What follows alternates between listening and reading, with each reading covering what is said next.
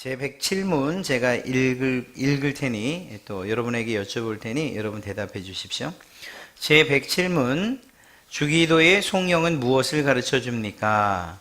주기도의 송영은 나라와 권세와 영광이 아버지께 영원히 있사옵니다. 아멘인데, 이는 우리가 기도할 때 오직 하나님만 의지하고 나라와 권세와 영광을 하나님께 돌려 하나님을 찬양하며 아멘이라고 말하여 우리의 소원과 응답의 확신을 증거할 것을 가르쳐 줍니다.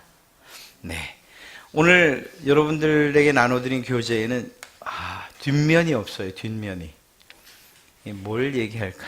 굉장히 빨리 끝날 수 있는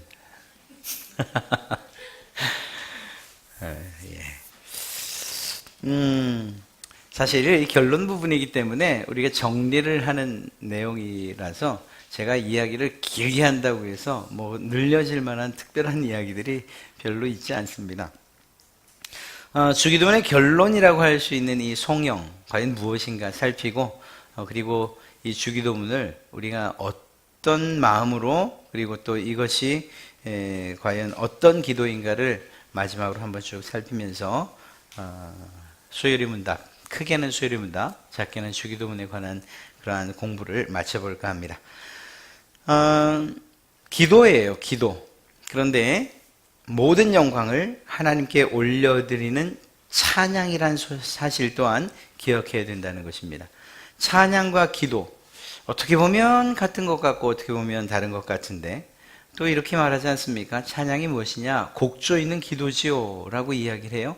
그런 면에서 볼 때 이 두 가지가 어쩌면 같은 것 아닌가 생각되지만 사실은 완전히 다르죠. 은혜의 방편에 사실은 찬양이 포함되어 있지 않다는 게 정말 신비하기까지 합니다. 우리는 보통 찬송을 하고 찬양을 할 때에 우리가 부르는 이 노래로서의 찬양 말입니다. 하다 보면 눈물도 나고 가슴이 찡해지기도 하고, 그래서 야, 은혜 받았다 이렇게 말하기 쉬운데, 사실은 성경에서 말하는 은혜의 방편에는 찬송은 포함되어 있잖아요.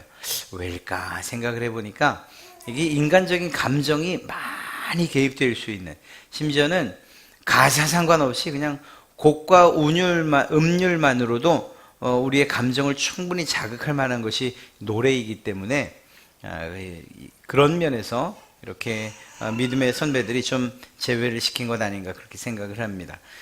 어찌되었거나 그럼에도 불구하고 하나님께 올려드리는 그 영광으로서의 찬양은 우리의 삶에 있어야 돼요. 이 사실을 가장 잘 보여주는 그 성경을 이야기하라고 하면 바로 시편입니다. 시편은 행복이라는 그러한 표지를 통해 들어가서 그 내용은 기도로 시작하며, 그리고 그 끝은 찬양으로 마치는 그러한 성경이라고 이야기를 합니다. 어쩌면 이것은 우리 그리스도인들의 인생과도 같아요. 어렵고 힘든 길 가면서 기도해요. 그리고 그 기도가 응답이 돼요. 그러면 그 하나님을 찬송하는 것. 짧게 보면 그렇지만 또 길게 봐도 마찬가지죠. 인생의 길을 힘들고 어렵고 또 때로는 폭풍우가 같이 오고, 이런 가운데서 우리는 무엇을 하면서 그 길을 걸어갑니까? 기도를 하면서 걸어가죠. 그리고 그 기도의 끝자락, 주님 부르시는 그날 우리는 찬송을 하며 찬양을 하나님께 올려드리며 주께로 가게 될 것입니다. 그러니까 이 기도와 찬양은 뗄 수 없는 것이고, 마치 수레바퀴 두 개 같은 축에 걸려있는 바퀴와도 같아서 그 어느 것 하나 균형 잡히지 않으면 바른 신앙을 할 수 없다고 이 얘기도 틀리지 않습니다. 이러한 찬양과 기도, 이것이 이 송영 가운데 담겨져 있는 거예요. 이 송영을 통해서 우리는 하나님을 찬송하죠. 앞에 우리가 지금까지 무엇을 했습니까? 기도를 했죠. 기도한 자가 하나님을 찬양해야 되는 것, 영광 올려드려야 되는 것, 그것은 당연한 것이라는 것입니다. 그 어느 것 하나가 빠질 수 없다는 것을 먼저 좀 새겨야 됩니다. 그렇다면 6가지 면에 있어서 과연 주기도문은 우리에게 무엇을 기도할 것을 요청하고 있는가? 그것은 무엇을 우리에게 그러니까 어떤 기도인가를 알려주는 6가지를 좀 살펴보고 마치죠. 첫째로 주기도문은 우리에게 하나님을 깊이 알라고 그렇게 이야기하고 있는 그런 기도입니다. 하나님을 깊이 알아야 된다는 거죠. 이유가 무엇인가 하면 기도의 대상자를 알지 못하고서는 우리는 올바른 기도를 할 수가 없기 때문이에요. 그것을 우리가 이 주기도문의 첫 번째, 너희는 기도할 때에 이렇게 기도해라. 그리고 처음 그 기도가 어떻게 시작되죠? 하늘에 계신 우리 아버지요, 이렇게 시작돼요. 그러니까 하나님을 우리 아버지요라고 고백할 수 있는, 그렇게 하나님을 깊이 알면 알수록 우리는 올바른 기도를 드릴 수 있다라는 사실을 이야기하고 있는 것입니다. 이 말을 좀 다른 표현으로 하면, 하나님을 아는 수준만큼, 그 지식만큼 우리의 기도의 수준이 높아지기도 하고 낮아지기도 한다는 거예요. 우리가 무엇을 기도하고 있는가는 하나님을 얼마만큼 알고 있는가 하는 것과 비례되어서 우리의 기도의 수준이 질이 높아지고 낮아질 수 있다는 거죠. 사실 기도가 뭐 질이 어디 있습니까? 급하면 주여 안에도 다 담겨 있는 것이고, 뭐 또 대표 기도나 공적인 기도를 할 때는 좀 더 격에 맞게 그저 그렇게 하는 것이 기도의 차이 아니겠습니까? 맞습니다. 그러나 그럼에도 불구하고 기도하는 자가 어떤 마음으로 누구에게 기도하고 있는가 하는 것은 결국 누가 뭐라고 해도 내가 하고 있는 이 기도가 어느 만큼 응답받을 수 있는 기도인지, 또 얼마만큼의 수준을 가지고 있는 기도인지를 분명하게 알려주고 있다라는 것입니다. 여러분, 기도의 열심은 결코 기도의 방법을 뛰어넘을 수가 없습니다. 열심히 기도하는 것, 뭐 방언도 좋습니다. 뭐 하여간 큰 소리로 기도하고, 때로는 깊이 묵상을 하면서 기도하고, 하여튼 열심을, 그냥 누가 봐도 열심히 기도한다고 하는 이러한 기도가 결코 기도의 방법을 따라갈 수가 없어요. 무슨 얘기인가? 기도, 하나님께서 알려주신 기도의 방법대로 하지 않으면 아무리 열심을 내서 기도해도 그 기도가 의미가 없다는 거예요. 그것은 어떻게 보면 믿지 않는 사람들의 주문, 또 이교도들의 그러한 어떤 종교 행위, 3,000번 절하는 것, 뭐 108번 절하는 것, 얼마나 열심히 절합니까? 그러나 그것이 올바른 기도가 아니기 때문에 그것은 정말 하나님께서 기뻐하시는 기도라고 말할 수가 없는 거죠. 또 한 가지는, 이러한 기도의 방법은 결코 기도의 대상만큼 중요하지 않다는 거예요. 방금 말씀드린 몇 번을 절하던, 혹은 조용하게 기도하던, 혹은 큰 소리로 기도하던 이러한 기도의 방법들이 정말 그 의미를 잃지 않으려면 내가 지금 누구에게 기도하고 있지? 라는 이 사실을 분명히 알아야 되는 것이죠.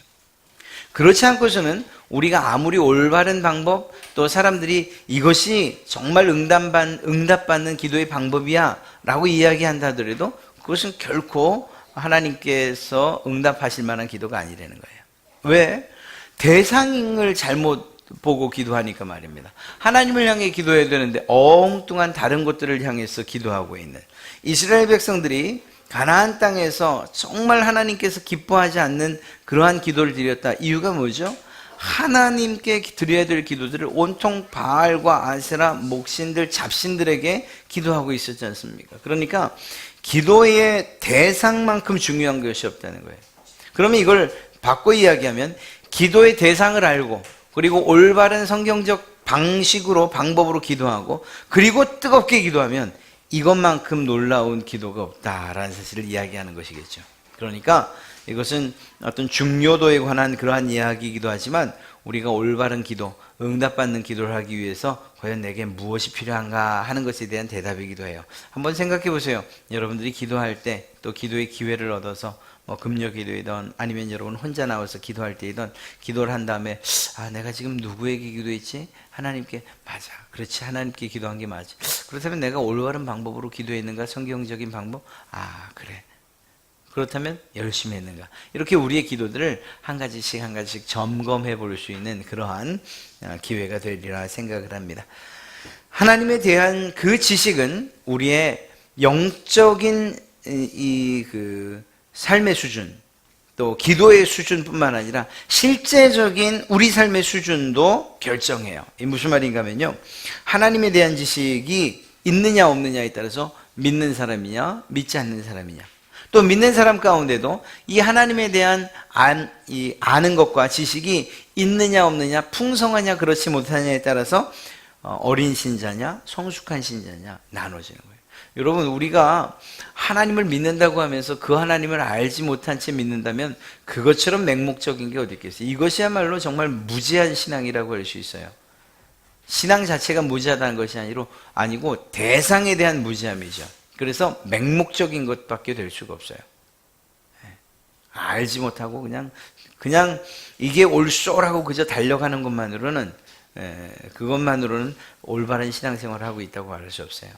목적지가 분명해야 하듯이 우리가 믿는, 그리고 우리가 기도하는 그분이 누구인가, 그 하나님을 깊이 알아갈 그러한 필요가 우리에게 있다는 거죠. 그리고 그 기도에 대한, 즉 하나님을 깊이 알라고 말해주는 기도가 뭐냐? 바로 이 주기도문이에요. 이 주기도문을 하면서 내가 하나님을 더 깊이 알아가야 된다는 이러한 생각들을 우리가 가져야 될 줄로 믿습니다. 또 한 가지는요, 주기도문은 우리에게 균형 잡힌 삶을 살라고 말하는 기도입니다. 무슨 말일까요? 하나님의 필요와 인간의 필요에 대한 균형이에요. 세 가지와 세 가지. 주기도문의 구조를 보면 그렇지 않습니까? 하나님에 대한 것이 세 가지, 그리고 우리 사람에 대한 것이 세 가지였어요. 하나님에 대한 것 세 가지가 무엇이었죠? 하나님의 이름, 하나님의 나라, 하나님의 뜻. 그렇죠? 우리 인간의 필요 세 가지는 무엇이었죠?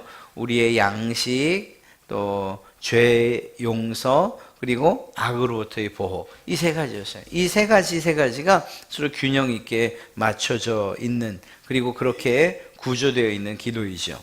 이것을 통해서 하나님께 우리가 드려야 될 기도, 하나님의 필요, 우리를 향한 하나님의 필요가 무엇인가, 또 반대로 하나님께 우리가 요청해야 될 나의 필요가 무엇인가를 우리가 알 수 있어요. 이걸 또 다른 표현으로 하면, 하나님을 사랑합니까? 그렇다면 사람도 사랑해야 된다는 거예요. 이렇듯이 우리의 신앙은 늘 균형이 맞아야 돼요. 하나님의 영광을 추구해야 됩니다. 맞아요. 그러나 동시에 인간의 행복 또한 우리가 추구해야 돼요. 이 행복이라는 것을 오해해서는 안 돼요. 우리가 흔히 말하는 것처럼 부자가 되는 것, 또 성공하는 것, 이것만을 행복이라고 말하면 결코 그것은 옳지 않아요. 돈이 우리의 모든 문제를 해결해 줄 것이다. 사실 어제 노회 끝난 다음에 목사님들 몇몇 분 이렇게 이야기를 하는데, 그분들 주변에도 그 로또를 맞으신 분들이 계시더라고요. 저만 없어요. 제 주변에 누가 한 명 안 나오시나? 안타깝게도 그분들의 그 마지막이 공통적으로 모두, 죄송해요, 여러분들이 그렇다는 건 아니지만, 혹시라도 오늘 사신 분들 마음에 너무 이렇게 마음에 부담 갖지 말고 들으세요. 모두 다 돌아가셨네, 두 분 다. 예, 정말로요. 근데 그게 우리 인간의 탐욕이 그렇게 가는구나. 그래요. 한 분은 이제 그 당첨금보다 더 많은 투자를 한 거예요, 건물에다가. 기왕 한 거. 그래서 빚을 내가지고 더 많은 투자를 했어요. 근데 그렇게 하면서 결국은 경제도 안 좋아지고, 이 건물 관리도 힘들고, 세도 안 나가. 그냥 그 고민하다가 돌아가신 거고요. 또 한 분은 비트코인을 해가지고, 성공을 하셨대잖아요. 한 6억을. 근데 또 그 욕심이 생기니까, 이렇게, 사기꾼을 만난 거예요. 그래갖고는 있는 거 다 날리고, 그리고 집도 팔고, 아내 연금까지 다 붓고, 그러고는 암으로 돌아가셨대요. 늘 잘못되는 거냐? 그건 모르겠어요. 그건 모르겠어요. 무슨 얘기를 하려고 하는가 하면, 우리의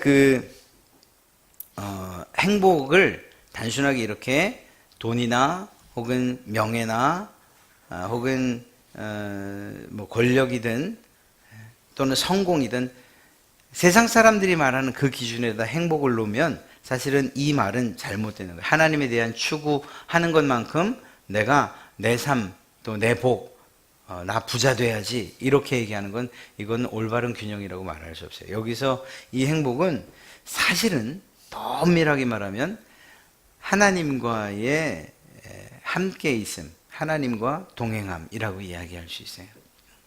시편의 문이 행복이라는 문으로, 행복이라는 글자가 써 있는 문이라고 말씀드렸잖아요. 그 문을 열고 들어간 복 있는 사람은 이라고 시작돼요. 그 복 있는 사람은 로또의 당첨이요 비트코인의 성공이다 이렇게 기록하지 않고 있다는 거예요. 그래서 그러한 부분들을 좀 새기셔요. 정말 내가 이 행복이라고 말할 수 있는 것이 무엇일까? 정말 내 삶이 지금 행복한가? 내가 이보다 정말 성공하면 더 행복해질까? 많은 돈이 생기면 더 행복해질까? 만약 그것이 아니라고 결론되어진다면 이건 행복이 아니구나. 분명하게 마음속에 정리를 하십시오. 그리고 정말 하나님께서 기뻐하시는 그러면서도 동시에 우리에게 복이 되는 일들에 대해서 추구해 가세요. 이것이 정말 균형 잡힌 기도라고 이야기할 수 있는 거죠. 하나님의 영광에 대한 추구해야 돼요. 하나님, 내가 하나님의 영광을 위해 살겠습니다.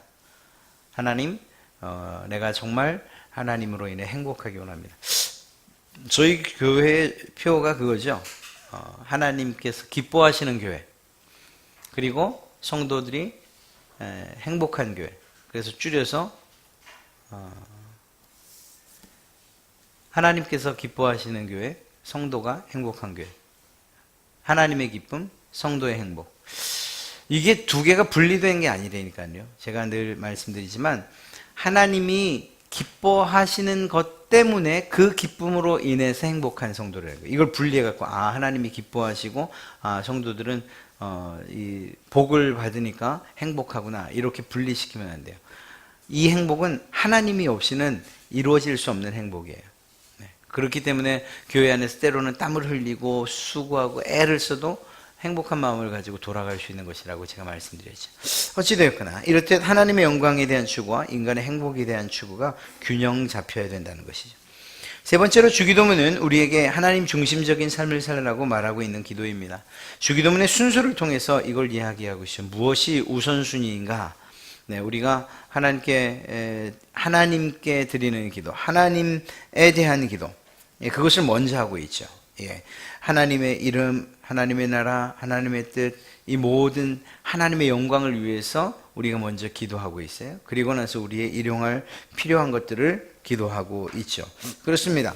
구원받은 사람이 과연 구원받은 사람의 특징이 무엇이냐? 그것은 인간 중심적인 삶으로 살던 사람들이 하나님 중심으로 살게 되는 것을 이야기해요. 이것이야말로 놀라운 변화이죠. 이러한 변화가 우리에게 있는가 좀 살펴봐야 돼요. 내가 구원받았다. 내가 정말 기쁨으로 신앙생활하고 있다. 그렇다면 내가 내 삶의 우선순위가 정말 하나님 중심이냐? 아니면 정말 인간 중심이냐? 내 몸 중심이냐? 아니면 내 취미 중심이냐? 내 쾌락 중심이냐? 아니면 돈 중심이냐? 이러한 것들을 좀 생각해 봐야 돼요. 무엇에 더 내가 우선순위를 두고 있는가 하는 것들을 생각해 봐야죠. 그렇다면 거기에 대한 분명한 진단이 있으면 내가 지금 어떤 신앙인인가 하는 것이 분명하게 나와요. 그냥 아주 간단하게 얘기를 하면 주일 예배에 대한 생각, 그래서 이 주일 예배를 어떻게 하는가, 예배하는가 마는가, 그때의 기준이 이런 이유 때문에 내가 오늘 예배 못하겠는데 라고 한다면, 그래서 우선순위가 예배보다 또 다른 것에 이렇게 치우친다고 하면, 그러면 우리의 신앙의 수준이 딱 거기인 거예요. 제가 좀 매몰차게 말씀드리는 것 같지만 그건 사실이에요. 그러니까 우리의 신앙은 언제나 이렇게 표현되어지고 증명되어져요. 나는 아니라고 해도, 나는 열심히라고 늘 얘기해도, 그래도 내 삶이 실제로 우리의 신앙 안에서, 교회 안에서 또는 밖에서의 생활이 그렇지 않다면, 내가 입술로 말하는 나 열심히 해요, 난 정말 열심히 믿어요 라고 하는 이것들은 다 거짓말에 불과한 거죠. 그러니까 우리의 신앙의 수준 혹은 정말 내가 어떤 믿음을 가지고 있는가는 내 말, 내 생활 등을 통해서 다 드러나게 돼 있어요. 이러한 점에서 볼 때에 주기도문은 이야기하는 거예요. 그 순서를 통해서 하나님 중심이 너희는 먼저 그의 나라와 그의 의를 구하라 라고 하는 이러한 명령을 이 주기도문의 내용과 구조와 순서를 통해서 우리에게 이야기해 주고 있는 것이죠. 또한 네 번째로 주기도문은 우리에게 하나님께 믿음과 순종을 보이라고 말하는 그러한 기도입니다. 그러니까 앞부분은 매우 신학적이에요. 그리고 기독론 중심, 즉 예수 그리스도에 대한 그러한 가르침인 동시에 동시에 또 뒷부분에선 윤리적이고 또한 실천적인 그러한 기도라고 말할 수 있어요. 이 말이 무슨 말인가 하면요, 하나님의 이름이 거룩히 여김을 받아야 돼요. 알아요. 이건 매우 중요한 신학적인 그러한 우리가 해야 될 마땅한 일들이에요. 우리의 사명과도 같은 거예요. 하나님의 나라가 이 땅에 임해지는 것, 그것 정말 다른 사람들이 아니라 바로 여러분들과 저를 통해서 하나님의 나라가 이 땅 가운데 임하는 이런 놀라운 일들이 있어야 돼요. 하나님의 뜻이 이루어져야 돼요. 하늘에선 다 이루어진 그 뜻이 어떻게 이 땅 가운데에서 이루어지나? 바로 여러분들을 통해서 하나님의 뜻이 이루어져야 돼요.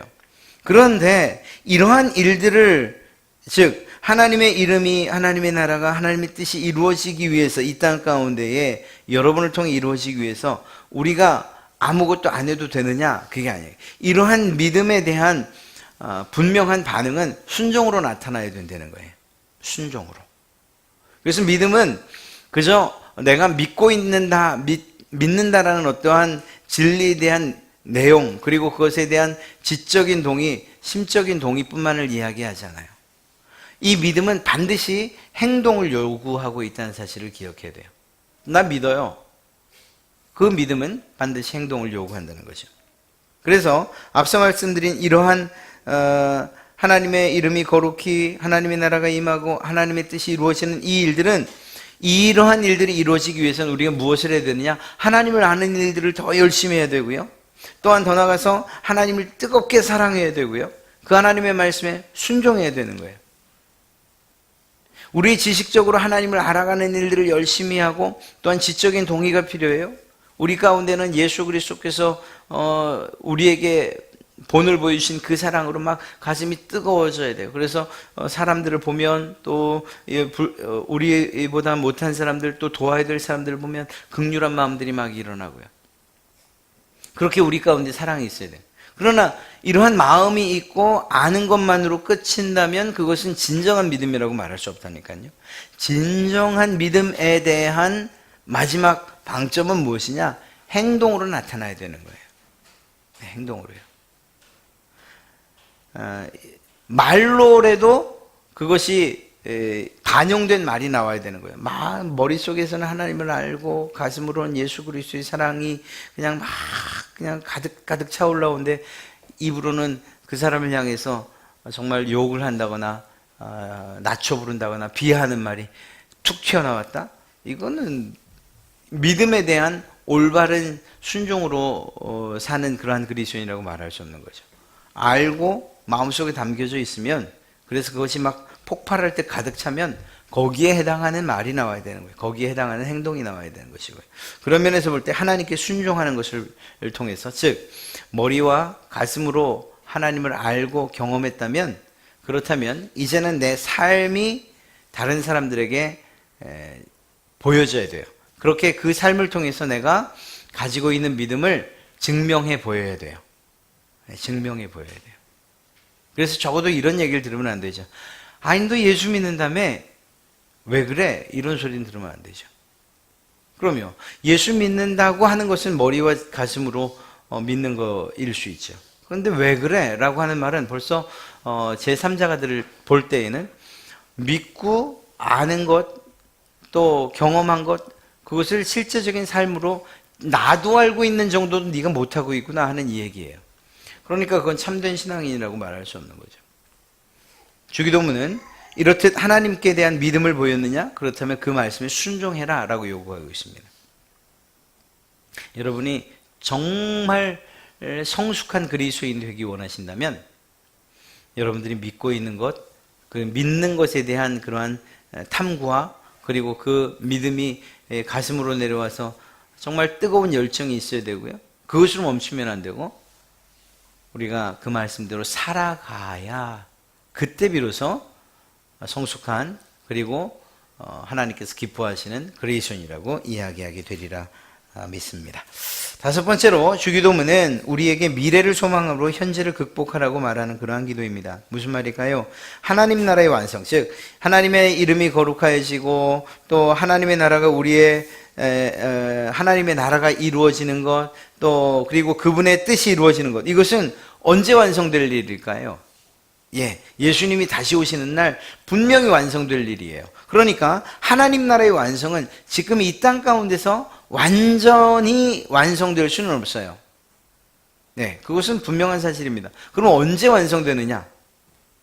모든 악과 사탄, 그리고 정말 그 사탄에 속한 모든 것들, 이 죄악들이 다 무저갱에 던져지고, 그리고 심판하시는 그날. 그래서 우리가 지금 어떻게 상상할 수는 없지만 정말 죄가 없는 그곳에서 하나님의 나라가 완성되어지는 것이거든요. 그것이 언제라고요? 주님 다시 오시는 그날. 우리가 그날을 조망하면서 사는 거잖아요. 그것이 바로 예수님의 재림으로 완성되는 것이 하나님 나라에 완성되는 때예요. 바로 그때라고 할 수 있어요. 다시 말해서 주님이 다시 오시는 그날까지는 비록 우리가 하나님의 뜻대로 하나님의 영광을 위하여 하나님의 이름을 위하여 산다고 해도 부족할 수 있다는 거예요. 부족할 수 있다는 거예요. 그러니까 부족하니까 뭘 하는 거죠? 그러니까 기도하는 거예요. 내 힘으로 되지 않기 때문에 기도하는 거예요. 하나님의 영광이 나를 통해서 나타나기 원합니다. 하나님께서 계획하신 그 뜻이 나를 통해서 다른 사람들에게 전달되기 원합니다. 비록 이 세상이 더럽고 그리고 죄악으로 가득 찼다고 말하지만 그 영광스러운 하나님의 나라가 우리 가정에 임하길 원합니다. 이러한 기도가 계속 있어야 되는 거예요. 하나님의 이름이 이제 주님 오시면 24장로들이 면류관을 벗어서 하나님께 올려드리고 만 백성이 무릎을 꿇고 하나님께 영광과 찬송 올려드리겠지만 지금은 안타깝게도 하나님의 이름이 더럽혀짐을 당하고 모욕을 당하고 이 세상이 죄의 악으로 가득 차 있기 때문에 그 이름이 사람들에게 짓밟히고 있지만 그러나 적어도 나는 하나님의 이름을 높여드리기 원합니다. 내 가족은 하나님의 이름을 높여드리기 원합니다. 이러한 마음을 가지고서 기도해야 되는 거예요. 직장에서 믿는 사람들을 박해하면서 또 힘들게 하면서 하나님을 욕해요. 하나님, 저 사람이 지금 하나님의 이름을 모욕하는데 하나님, 저 입에서도 하나님을 찬송하는 이러한 일들이 있길 원합니다. 이 기도해야 되는 제목이 되는 거죠. 즉 다시 말해 주님이 다시 오시는 그날 하나님의 나라가 완성될 걸 알아요. 그날을 소망하면서 우리가 비록 그날이 언제일지 모르지만 내게 주어진 날을 살면서 그 완성될 날을 소망하고 기대하면서 내 삶 가운데에서 이러한 하나님의 뜻이 그 나라가 그리고 그 이름이 높임받는 일들이 일어나도록 그렇게 요청하고 기도하면서 그렇게 살아가야 된다고요. 그래서 우리의 삶은 소망하면서 기대하면서 사는 그러한 삶이 되어야 되는 거예요. 그냥 힘들고 어렵고 아휴 그 뭐 세상이니까 그냥 저러지 뭐. 하나님의 나라가 뭐 이 세상 가운데 어떻게 이루어질 수 있겠어? 이 더러운 세상 가운데서. 하나님의 이름이 높여지는 일 내가 노력한다고 되겠어? 이렇게 말할 게 아니라는 거예요. 오히려 그러한 상황들과 순간들을 만날 때마다 그 요청과 기도를 통해서 반드시 이루어질 그 완성의 날을 바라보면서 오히려 힘을 갖고 그리고 또한 더 기도하며 나가야 되는 것. 이것이 우리의 삶이라는 것이죠. 주기도문은 세상의 개혁보다 교회의 개혁이 우선되어야 함을 보여주는 좀 어려운 말 같습니다만 주기도문의 내용이 누구를 향한 대상으로 한 기도냐 이걸 말하는 거예요. 이 주기도문 할 때 하나님, 세상이 하나님의 이름을 높이고 세상이 하나님의 나라에 임하심을 기뻐하고 세상이 하나님의 뜻이 이루어지는 것을 소원하게 해주시고 이렇게 기도하는 게 아니라니까요. 교회 안에서 바로 이 교회 안에서 드려져야 되는 기도예요. 우리에게 필요한 기도예요. 우리에게. 세상 사람들이 그렇게 살기 위해서 드려지는 기도가 아니고 교회 안에 있는 그리스도 안에 있는 우리가 이렇게 살기 원합니다라고 기도해야 되는 그러한 기도라는 것이죠. 이것을 바꿔 이야기하면 그렇습니다. 정말 우리가 이 주기도문에 입각한 그러한 정신을 잃어버리면 그러면 교회가 타락하고 세속하고 침체되는 거예요.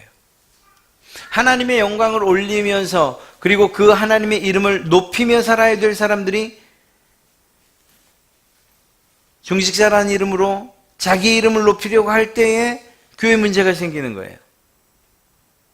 하나님의 명예가 실추되지 않도록 정말 그 하나님을 섬기고 또 예배해야 될 사람들이 자기 명예 높이는 것 때문에 결국은 교회가 무너지고 갈라지고 부서지고 하는 거예요. 교회가 욕먹는 이유는 바로 이러한 것들 때문이에요. 적어도 이 주기도문이 성경의 전체 내용이 아님에도 불구하고 이 주기도문 안에 있는 이 정신조차도 제대로 살아가지 못할 때 결국 교회 안에서는 타락하는 일들과 세속적인 그러한 일들, 세상 사람들도 저지르지 않는 윤리적이고 도덕적인 범죄들이 교회 안에서 일어날 수 있는 거예요. 꼭 기억하시기 바랍니다. 이 주기도문을 하면서 하나님, 이 기도문이 누구누구에게 아니 그게 아니고 이 주기도문은 내 기도예요. 내 기도. 하나님, 내가 하나님의 이름을 높이며 살겠습니다. 내가 하나님의 뜻에 순종하며 살겠습니다. 내가 하나님의 나라가 내 가운데 이루어지고 내 가정 가운데 이루어지도록 제가 노력하겠습니다. 내 하나님을 더 깊이 알아가겠습니다. 하나님, 우리 아버지여 라고 기도하는 거죠. 그러면서 동시에 뭐 어떤 기도를 하는 거예요? 하나님, 그런데 제게 필요한 일용할 양식을 주십시오. 내가 죄 짓지 않게 해주십시오. 또 더 나가서 정말 하나님께 이 시험에 빠지지 않도록 나를 도와주십시오. 이러한 기도를 우리가 드리게 되는 것이죠. 주기도문의 정신, 그리고 또 주기도문을 통해서 우리가 마땅히 기도해야 되는 내용들을 잊지 마십시오. 저희가 오늘 마치고도 주기도문을 할 거예요. 근데 또 그냥 훅 가다 그냥 하늘에 계신 하다 보면 아멘 그냥 끝나버리고 말죠. 목사님 이거 주기도문 생각할 틈이 없어요. 그러지 마시고요. 혹시 조금 일찍 오시면 성경 앞부분 딱 펴시면 여기에 주기도문 이렇게 하늘에 계신 우리 아버지요 있어요. 그럼 보면 하늘에 계신, 그래 그때 우리 아버지, 내 아버지라 그랬지. 우리 아버지라 그랬지. 교회 공동체를 대상으로 하는 그러한 기도, 아버지라 그랬구나. 먼 분이 아니구나. 가까운 분이구나. 이렇게 여러분들이 기회 될 때마다 이 주기도문을 통해서 여러분들의 신앙이 더 자라갈 수 있도록 그렇게 정말 적용하셔야 되는 거예요. 적용. 또한 이러한 주기도문의 이러한 내용들을 통해서 결국 우리는 어떠한 유익들을 얻을 수 있고 또 어떤 다짐을 해야 되는가 하면, 이러한 주기도문 속에 담긴 내용을 내가 이제 바로 알아가야지. 그리고 이러한 바로 아는 이러한 지식을 가지고 기도해야지. 이렇게 기도할 때 여러분들이 변화되고 성도는 변화되고 성숙해질 거예요. 믿음에 있어서. 또한 교회는 하나님께서 기뻐하시는 방향으로 개혁될 것이고 그리고 부흥해 갈 거예요. 우리 각자 개개인은 우리의 신앙은 진정한 변화를 경험하게 될 것이고 그리고 또한 우리의 삶에 놀라운 일들이 일어나게 될 줄로 믿습니다. 주기도문 그저 그냥 예배 마지막을 알리는 기도 이렇게 생각하지 마시고, 혹여 그렇게 생각하셨다 하더라도 이제는 조용한 시간, 혹시 성경을 펼치실 시간 있으면 제일 앞장부터 펼치셔서 이게 도대체 뭘 이야기했더라 이렇게 한 번씩 살펴보시는.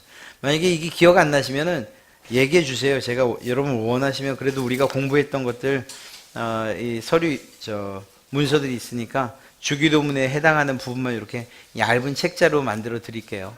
또 이렇게 읽으시면서 이런 이야기 했었지. 이게 이런 의미라고 했었지. 이렇게 여러분들이 공부하실 수 있도록 제가 도와드릴게요. 그러니까 그냥 지나가는 기도문 이런 정도가 아니라, 그래서 주문되지 말게 하시고 오히려 이 말씀들 그리고 주기도문을 깊이 묵상하셔서 정말 내가 드려야 될 기도였구나. 그리고 또 그 의미를 깊이 알아가시고 그것 때문에 여러분들의 신앙이 더 성숙해지시는 그러한 은혜가 여러분들에게 있기를 주님의 이름으로 축복합니다.